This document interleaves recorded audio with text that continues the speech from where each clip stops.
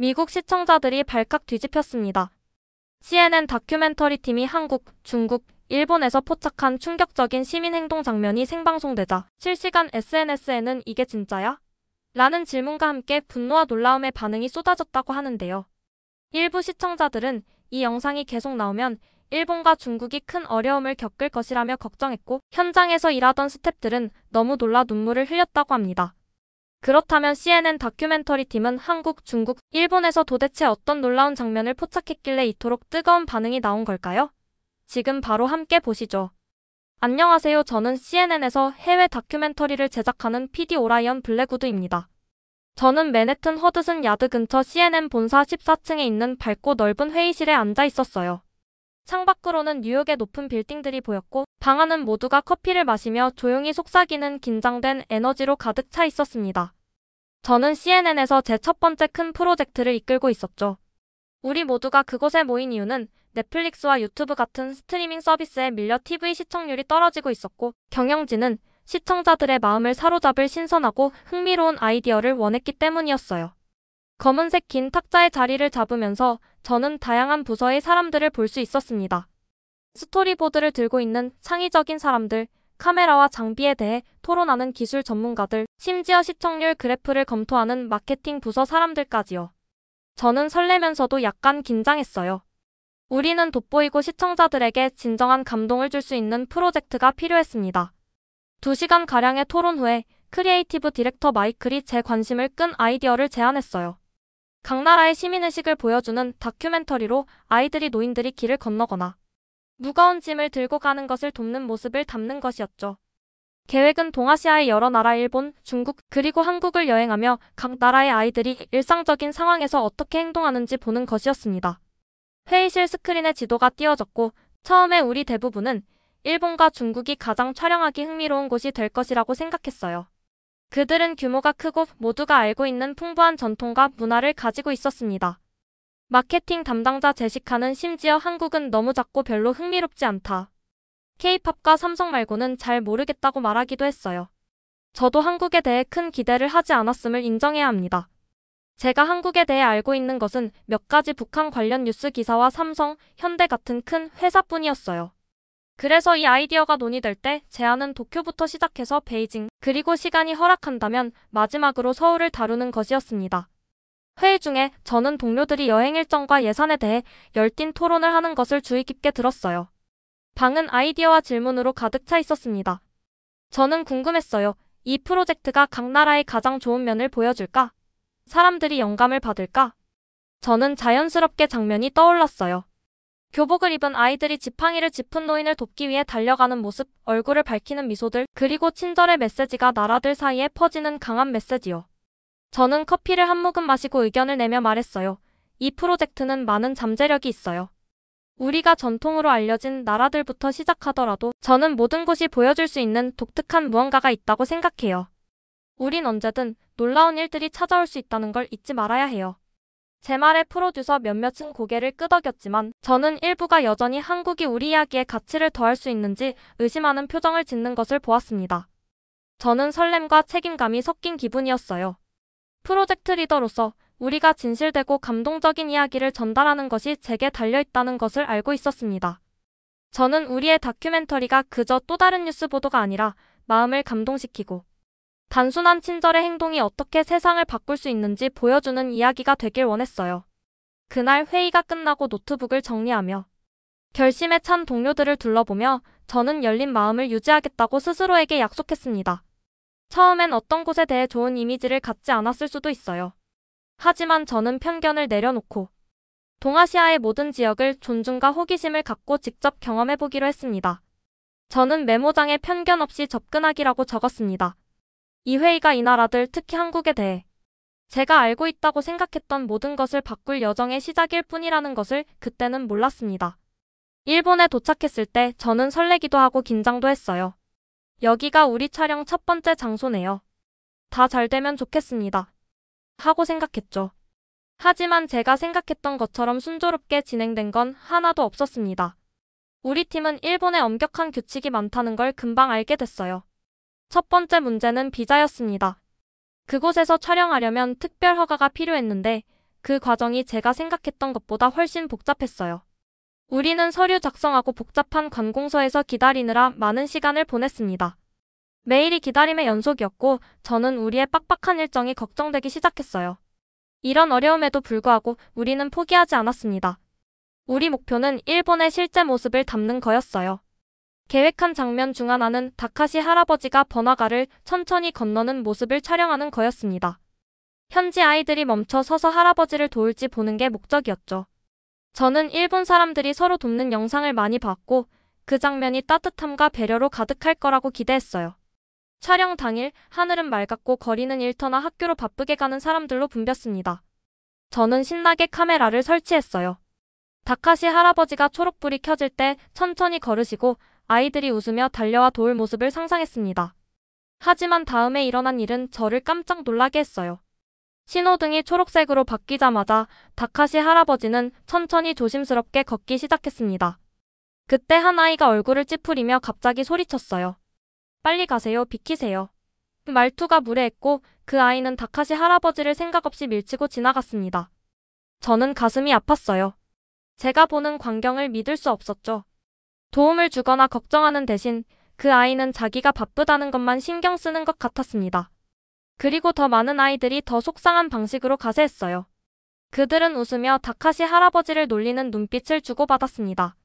몇몇 아이들은 마치 아무 일도 아닌 것처럼 희죽거렸어요.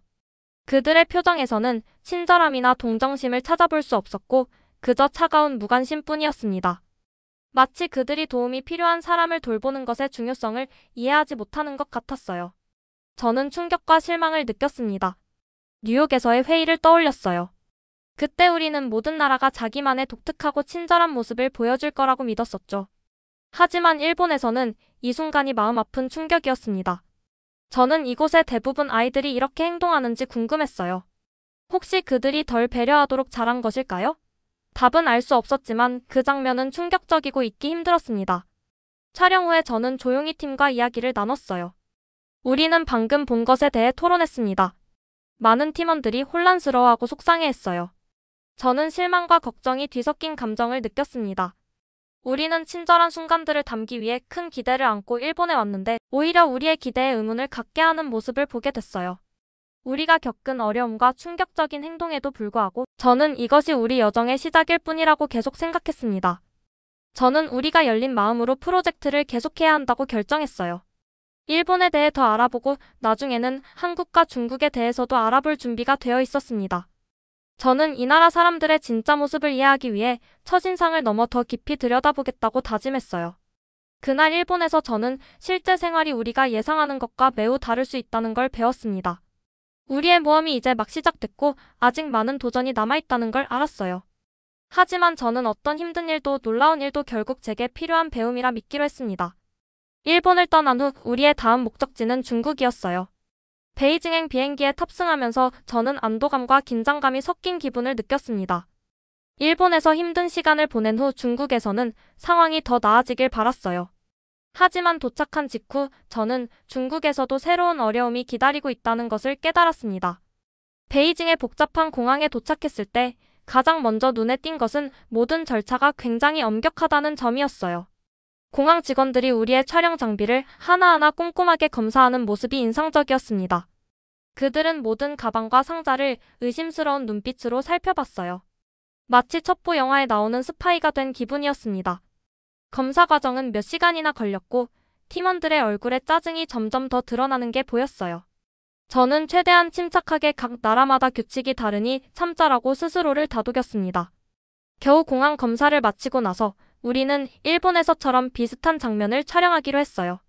이번에는 리 할아버지라는 노인 배우가 번화가를 천천히 건너는 장면이었습니다. 저는 다시 한번 감동적인 순간을 담을 수 있길 기대하며 중국 아이들이 할아버지를 도울 모습을 기다렸어요. 카메라를 적절한 위치에 설치하고 팀원들 사이에 자리를 잡았습니다. 여기서는 분명 좋은 장면이 나올 거야 라고 기대했어요. 그날은 날씨가 쾌적하고 맑았으며 거리는 바쁘게 오가는 사람들로 가득했습니다. 리 할아버지가 횡단보도를 천천히 건너기 시작하는 모습을 카메라에 담았어요. 아이들이 어떤 따뜻한 행동을 보여줄지 기대하면서 가슴이 두근거렸습니다. 하지만 그 후에 벌어진 일은 정말 실망스러웠어요. 신호등이 초록불로 바뀌자마자 도움을 주러 달려오기는커녕 많은 아이들이 할아버지를 무관심하게 쳐다봤습니다. 몇몇은 심지어 비웃기까지 했어요. 저것 봐, 너무 느리잖아. 라고 놀리는 말을 하는 아이도 있었습니다. 마치 도움이 필요한 노인에게 전혀 관심이 없는 것 같았어요. 그 순간 가슴이 아프고 속이 울렁거렸습니다. 이런 모습이 눈앞에서 벌어지고 있다니 믿기 힘들었어요. 주변을 둘러보니 몇몇 아이들이 서로 귓속말을 하며 깔깔거리고 있었습니다. 그들의 표정에서는 친절함의 기미가 전혀 보이지 않았어요. 이 장면은 제가 원래 담고 싶었던 것과는 완전히 달랐습니다. 일본에서도 비슷한 무관심을 받지만 여기서는 그 정도가 더 심했어요. 촬영을 마친 후 저는 팀원들과 조용히 대화를 나눴습니다. 아이들이 보여준 차가운 태도가 얼마나 충격적이었는지 이야기했어요. 모두의 눈에서 실망감이 느껴졌습니다. 우리는 다른 나라에서처럼 따뜻한 순간을 담기 위해 중국에 왔는데 오히려 냉정한 현실과 마주하게 됐어요. 정말 충격적인 장면도 있었습니다. 다른 날 촬영 중 한 아이가 노인 배우를 밀어 넘어뜨리는 모습이 카메라에 그대로 담겼어요. 일부러 장난치듯 밀어버린 것처럼 보였고 주변 어른들도 별다른 반응을 보이지 않았습니다. 배우는 너무 놀라 말을 잇지 못했고 제작진이 달려가 부축했어요. 다행히 크게 다치지는 않았지만 그 충격이 얼마나 컸는지 말로 다 하기 힘들었습니다. 혼란스럽고 마음이 무거웠습니다. 우리가 방문한 여러 나라들의 차이점에 대해 곰곰이 생각했어요. 왜 중국 아이들은 우리가 기대했던 배려심을 보여주지 않았을까요? 단순히 바쁜 도시 생활 때문인지 아니면 그들의 문화나 교육 방식에 더 깊은 이유가 있는지 궁금했습니다. 정확한 답은 알 수 없었지만 한 가지는 분명했어요. 이 경험을 통해 각 문화의 겉모습만이 아니라 더 깊숙한 부분까지 이해하고 싶다는 욕구가 생겼습니다. 그날 장비를 정리하면서 모든 이야기 속에서 진실을 찾아내겠다고 다짐했어요. 중국에서의 경험이 실망스럽고 힘들었지만 이를 통해 모든 나라에는 여러 면모가 있다는 것을 배웠습니다. 언젠가는 이런 문화적 차이가 생긴 이유를 더 깊이 이해해야겠다고 생각했어요. 이대로는 프로젝트 전체가 물거품이 될 수도 있겠다는 생각이 들었습니다. 영상을 본 본사에서도 바로 연락이 왔어요. 이런 장면으로는 시청자 흥미도 못 끌고 괜히 불쾌하기만 하네요. 이 프로젝트는 접는 게 좋겠습니다. 너무 절박한 마음에 호소했어요. 부디 마지막으로 한국에서 재촬영할 기회를 주세요. 처음 한국에 갔을 때 인상이 좋았습니다. 혹시 다를 수도 있어요. 본사에서는 별로 기대하는 기색이 없었지만 끈질긴 요청을 마지못해 받아들였어요. 그래요, 마지막으로 한국에 가보세요. 거기도 별거 없으면 진짜 끝입니다. 지금으로서는 우리의 여정이 아직 많이 남았다는 것과 앞으로 다가올 모든 상황에 열린 마음으로 임하겠다고 결심했습니다. 일본과 중국에서의 어려움 이후 우리 팀은 지치고 약간 절망적인 기분이었어요. 저는 한국으로 향할 때 무엇을 기대해야 할지 확신이 없었습니다. 이번이 마지막 기회였으니까 무조건 승부를 봐야 했어요. 인천국제공항에 착륙했을 때 제가 처음 눈에 띈 것은 밝고 따뜻한 분위기였습니다. 공항은 깨끗하고 현대적이었어요. 긴 비행 후에 모든 팀원들은 지쳐 보였습니다. 피곤한 얼굴들이 보였지만 공기 속 무언가가 이곳이 특별할 수도 있다고 느끼게 했어요. 우리는 터미널로 나왔고 갑자기 예상치 못한 일이 벌어졌습니다. 우리의 카메라맨 라이언이 모든 촬영 장비가 담긴 매우 무거운 가방을 실수로 떨어뜨렸어요. 가방이 바닥에 부딪히는 소리가 붐비는 홀에 울려 퍼졌습니다. 잠시 동안 모든 것이 멈춘 것 같았어요. 저는 걱정이 밀려왔습니다. 장비가 망가지면 어쩌지? 하지만 그때 놀라운 일이 일어났어요. 거의 즉시 여러 친절한 한국 사람들이 도우러 달려왔습니다.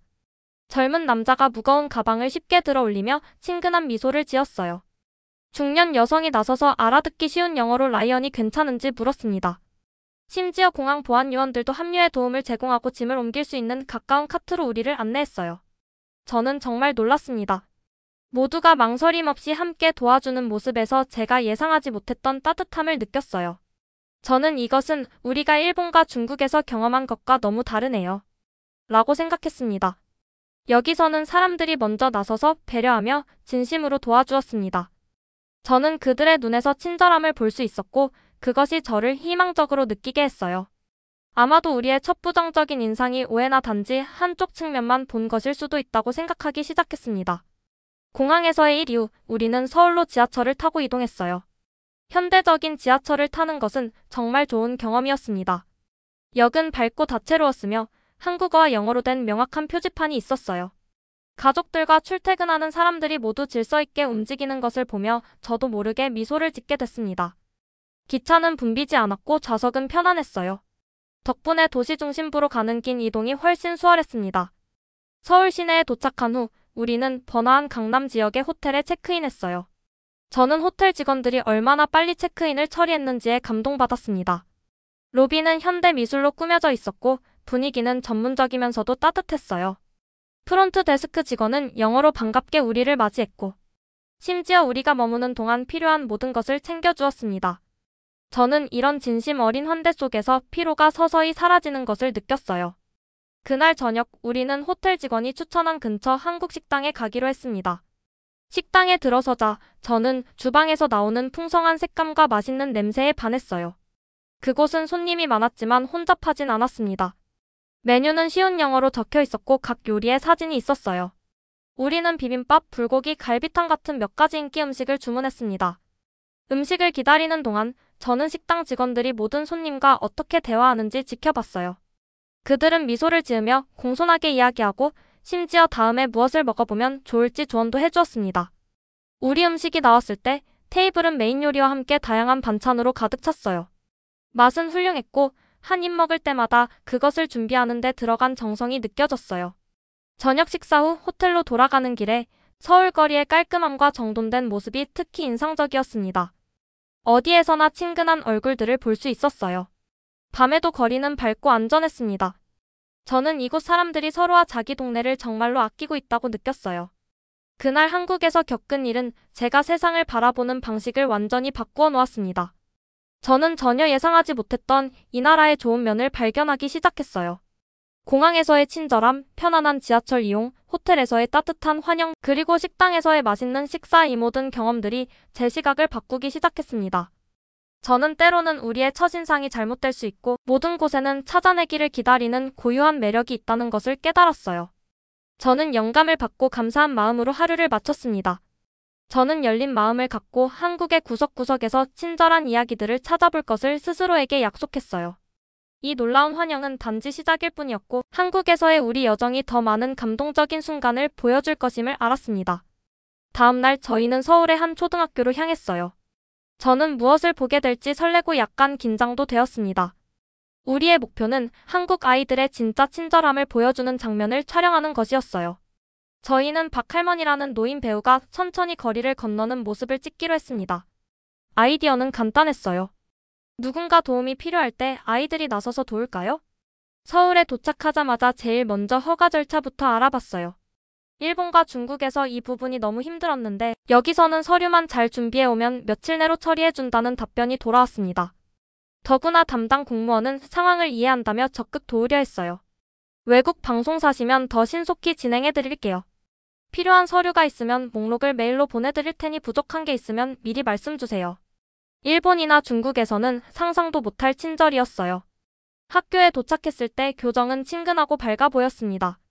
운동장은 놀고 웃는 아이들로 가득했고 선생님들은 주변을 걸으며 미소 지었어요. 저는 존중과 친절함에 대한 다채로운 포스터들이 벽에 붙어 있는 것을 봤습니다. 마치 학교 전체가 이런 가치들 위해 세워진 느낌이었어요. 우리는 학교 근처의 조용한 거리에 카메라를 설치했습니다. 그 거리는 사람이 많지 않았고 인도가 잘 정리되어 있었어요. 우리 계획은 마치 길을 건너는데 도움이 필요한 것처럼 연기할 박할머니를 녹화하는 것이었습니다. 저는 촬영 준비가 되는 것을 자세히 지켜봤어요. 아이들은 횡단보도 근처에 모여 있었고 호기심과 촬영에 참여한다는 설렘으로 가득 차 있었습니다. 드디어 그 순간이 왔어요. 신호등이 초록불로 바뀌었고 박할머니는 천천히 걷기 시작했습니다. 그녀는 마치 모든 걸음이 힘든 것처럼 조심스럽게 움직였어요. 저는 우리가 기대했던 대로 상황이 펼쳐지길 바라며 숨을 참았습니다. 그리고 그때 일이 일어났어요. 결심에 찬 눈빛을 가진 한 어린 소녀가 앞으로 달려나갔습니다. 아이는 손을 내밀며 할머니, 제가 도와드릴게요. 라고 똑똑하고 진심 어린 목소리로 말했어요. 저는 그 아이의 얼굴이 도울 마음으로 환하게 밝아지는 것을 봤습니다. 몇 초 내에 더 많은 아이들이 함께했어요. 그들은 박할머니 주변에 모여 여러 방법으로 도왔습니다. 한 여자아이가 할머니의 팔을 부드럽게 잡았고 다른 아이는 가방을 들어드렸어요. 저는 그들이 모두 함께 돕는 것을 보며 가슴이 뭉클해졌습니다. 그들의 행동은 너무 자연스럽고 친절해서 마치 어릴 때부터 다른 사람을 돕는 법을 배운 것 같았어요. 이 장면은 꾸민 것이 아니었습니다. 진심 어린 사랑과 존중의 표현이었어요. 촬영하는 동안 저는 아이들의 다정한 격려 소리를 들을 수 있었습니다. 몇몇은 천천히 가세요와 저희가 도와드릴게요. 라고 속삭였어요. 어른들이 시키지 않았는데도 모두가 친절함의 중요성을 이해한다는 것이 정말 놀라웠습니다. 저는 더 잘 보기 위해 주변을 조금 걸어 다녔고 선생님들도 옆에서 자랑스럽게 지켜보고 있는 것을 알아챘어요. 더 극적인 장면을 포착하고 싶어 노인 역할을 한 배우가 무거운 짐을 여러 개 들고 골목길을 걷는 설정을 추가했어요. 그런데 예상치 못한 사고가 생겼죠. 김춘자 할머니가 일부러 힘들어 보이는 연기를 하던 중 진짜로 돌부리에 발이 걸려 넘어지고 짐도 떨어뜨린 거예요. 당황한 제작진이 괜찮으세요 하며 달려가려는데 아이들이 먼저 우르르 달려왔어요. 어떡해요? 많이 다치셨어요? 이거 저희가 옮겨드릴게요 라며 각자 할 수 있는 일을 찾아 움직였어요. 김춘자 할머니가 조금 아프네요 라고 말하자 11살쯤 되어 보이는 남자아이가 휴대폰을 꺼내 119에 신고했어요. 할머니가 넘어지셨는데 많이 아파하시거든요. 얼른 와주세요 라며 침착하게 통화하는 모습이 너무 놀라웠고 진심으로 감동이 밀려왔어요. 다른 아이들도 피나세요? 혹시 어디 크게 부딪히셨나요? 주변을 정리하고 짐은 여기 안전한 데로 옮겨둘게요 라고 자발적으로 도와줬어요. 정말 놀라운 건 119 구급차가 엄청나게 빨리 도착했다는 점이었어요. 신고한 지 5분도 안 돼 골목 입구에 사이렌 소리가 들렸고 구급대원들이 도착해 어디 크게 다치신 데는 없나요? 조금만 기다려보세요 라며 상태를 꼼꼼히 확인했어요. 일본이나 중국에서는 상상도 못할 신속함과 세심함이었어요. 촬영 후 저는 몇몇 학생들과 이야기를 나눴습니다. 저는 그들에게 왜 박할머니를 도왔는지 물었고 그들은 저를 깊이 감동시킨 간단한 말로 대답했어요. 한 남자아이는 우리는 학교에서 다른 사람을 돕는 것이 중요하다고 배워요. 라고 말했습니다. 한 여자아이는 선생님이 모든 사람은 존중과 배려를 받을 자격이 있다고 가르쳐주세요. 라고 덧붙였어요. 민준이라는 남자아이는 우리 학교에서는 매주 수요일이 배려와 존중의 날이에요. 주변 사람을 도울 수 있는 방법을 직접 찾고 실천해요 라고 소개했고 소윤이라는 여자아이는 담임 선생님이 항상 나보다 어려운 사람을 먼저 생각하는 게 진짜 어른스러운 거라고 강조하세요 라고 전했어요. 저는 또한 한국에서는 어린 나이부터 노인 공경을 가르친다고 설명한 한 선생님과도 대화했어요. 그들은 친절에 대한 특별한 수업을 하고 다른 사람을 돕는 날을 따로 기념한다고 했습니다. 이 대화를 통해 저는 친절함이 단지 행동이 아니라 문화의 일부라는 것을 깨달았어요. 이것은 우리가 일본과 중국에서 본 것과는 완전히 달랐습니다. 그곳에서는 무관심과 심지어 무례함을 경험했었죠. 하지만 여기 이 작은 학교에서는 모든 아이가 배려의 가치를 아는 것 같았어요. 하루가 끝날 무렵 저는 깊은 희망과 행복감을 느꼈습니다. 학교에서 본 장면은 한국이 친절함으로 가득 찬 마음을 가지고 있다는 것을 보여줬어요. 아이들이 자연스럽게 도우려는 마음은 때로는 가장 작은 행동이 가장 큰 차이를 만들 수 있다는 것을 일깨워 주었습니다. 저는 이날을 항상 기억하고 제가 본 아름다운 모습을 다른 사람들과 나누겠다고 다짐하며 학교를 떠났어요. 이 아이들의 따뜻함은 모든 나라에는 사람을 돌보는 고유한 방식이 있으며 때로는 가장 긍정적인 변화가 가장 작은 친절한 행동에서 시작된다는 것을 다시 한번 느끼게 해주었습니다. 모든 도전과 멋진 순간들을 겪고 나서 저는 우리의 여정이 단지 다큐멘터리 촬영만이 아니라는 것을 깨달았어요. 그것은 배움과 제 마음을 바꾸는 과정이었습니다. 한국에서의 마지막 날, 저는 우리의 여행이 거의 끝나간다는 설렘과 약간의 아쉬움이 섞인 기분으로 일찍 일어났습니다. 그날 오후 저는 촬영한 영상을 최종 검토하기 위해 팀원들과 모였습니다. 우리는 조용한 방에서 머무는 동안 찍은 장면들을 함께 봤어요. 특히 인상적이었던 건 예상치 못한 사고 장면이었어요. 김춘자 할머니가 넘어졌을 때 아이들이 즉시 달려와 도와주고 한 아이는 침착하게 119에 신고까지 했던 모습이 담겨 있었습니다. 그 아이의 또박또박한 목소리와 119 구급대원들이 빠르게 도착해 신속하게 대처하는 장면이 모두의 마음을 울렸어요. 팀원들도 자신들의 생각을 나눴어요. 그들은 따뜻한 미소, 도움의 손길, 그리고 매일 목격했던 노인에 대한 확실한 존중에 대해 이야기했습니다. 카메라맨 토마스는 내 평생 이렇게 의미 깊은 장면을 찍어본 적이 없다고 말했죠. 모두의 이야기를 들으며 저는 한국이 얼마나 우리의 생각을 바꿨는지 깨달았어요. 일본, 중국과의 차이는 매우 뚜렷했습니다. 일본에서는 불친절한 행동과 차가운 반응을, 중국에서는 엄격한 규칙과 무관심을 경험했지만 한국에서는 작은 순간마다 배려가 넘쳤어요. 아이들, 선생님들, 심지어 거리에 모르는 사람들도 항상 서로 돕는 모습이 인상적이었습니다. 이 모든 경험을 떠올리며 저는 깊은 책임감을 느꼈습니다. 저는 우리 다큐멘터리가 이런 긍정적인 이야기들을 세상과 나눠야 한다는 것을 알았어요.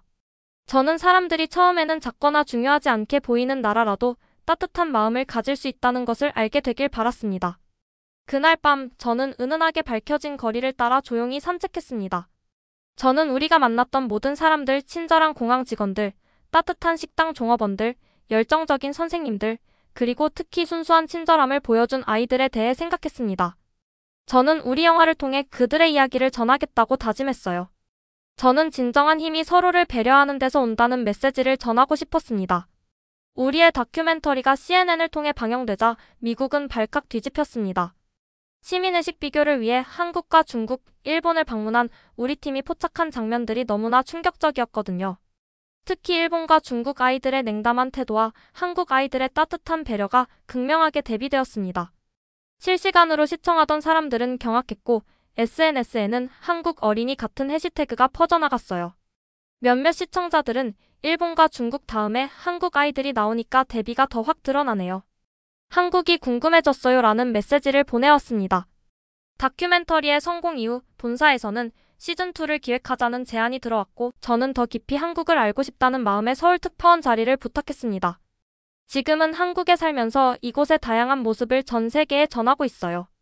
한국에 온 지 1년이 되어가지만 여전히 지하철에서 어르신에게 자리를 양보하는 학생들, 길을 헤매는 외국인을 먼저 살펴주는 시민들, 항상 밝은 표정으로 맞아주는 이웃들까지. 한국의 따뜻함은 어디에서나 느껴집니다. 저는 이제 여러 사람에게 자신있게 말합니다. 한국은 겉으로 보기보다 훨씬 특별한 나라예요. 중요한 건 고층 빌딩이나 경제 규모가 아니라 사람들의 마음에 깃든 따뜻함과 배려예요. 그리고 앞으로도 계속 이 특별한 나라의 이야기를 세계에 전할 겁니다. 우리 여정의 이 마지막 장은 끝과 시작이 함께 있었습니다. 과거와의 작별과 더 밝은 미래에 대한 약속이었어요. 저는 모든 소중한 순간들을 떠올리며 눈을 감았고 저를 성장시켜준 모든 경험에 감사했습니다.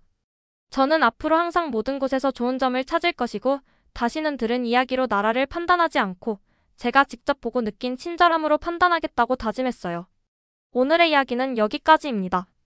지금까지 시청해주셔서 감사합니다. 오늘도 웃음이 가득한 하루 보내시길 바랍니다. 밝은 마음이 건강과 행복을 불러옵니다. 여러분의 댓글 하나하나가 터치글로벌을 더 재미있는 공간으로 만들어줍니다. 좋아요는 터치, 구독은 글로벌하게. 놓치기 아까운 이야기들, 알림 설정까지 해두시면 가장 빠르게 만나볼 수 있습니다. 오늘도 터치글로벌과 함께 해주셔서 감사합니다. 다음 영상에서 또 만나요.